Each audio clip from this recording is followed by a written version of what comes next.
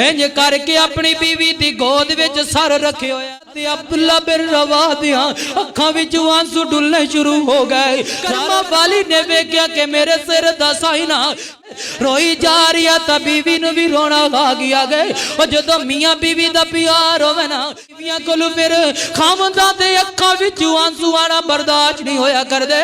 जिन्हां बातां दा जिक्र कर रही वाग ओह भी बंदे सन जेड़े कुरान सुनिया करदे सन ते अखां विचों आंसू बहा लिया करदे सन। मेरे मोहतरम भाइयों जरा तवज्जो करना हजरत अब्दुल्ला बिन रवा रज़ी अल्लाह तआला अन्हु मेरे पैगंबर दा बड़ा प्यारा सहाबी जलीलुल कदर सहाबी है।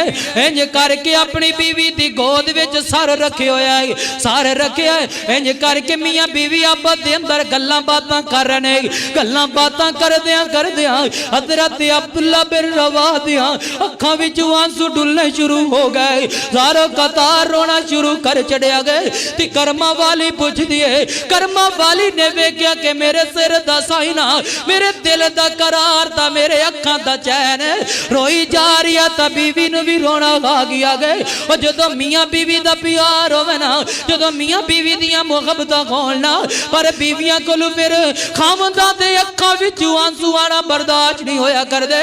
जे मियाँ बीवी दियां मुहब्बतां होण ना पर अपने खावंद दे चेहरे ते तरे वरती अपने में खावंद दे चेहरे ते इंज करके ते चेहरे दा रंग बदलिया नहीं वेख्या जांदा।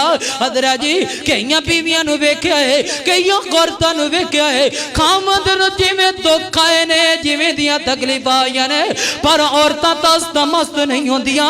ओ मेरी मावां ते मेरियां भैणां पैगाम सुनिया जे हजरत अब्दुल्ला बिन रवा रज़ी अल्लाह तआला अन्हु रोंदे ने ते बीवी भी अपने खावंद नूं वेखदियां नाल रोण लग गईयां। ते खावंद पुछदा है ओ कलमा वालिया ते अल्लाह वालिया दस ना तू क्यों रोई जा रही है। मैं सवाद ते रोंदी पई हां तेरे अखां विचों मैं आंसू वेख ते मेरे कोलों नहीं रहा गया।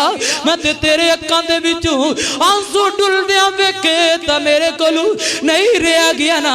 हुण तुसी दसो तुसी क्यों रो रहे हो तो आखिर वजह की है। कुरान पढ़िया ते पढ़ के की कहंदे ने वाई मिनको मिल्ला वारिदुआ काना काना अला रब्बिका हतमम मक़ज़िया।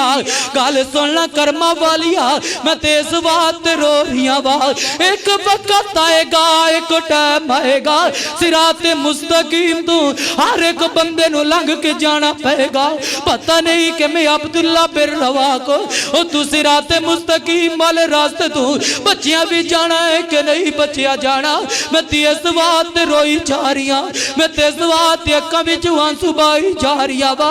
लोगों कुरान सुन के कई रोन वाले ने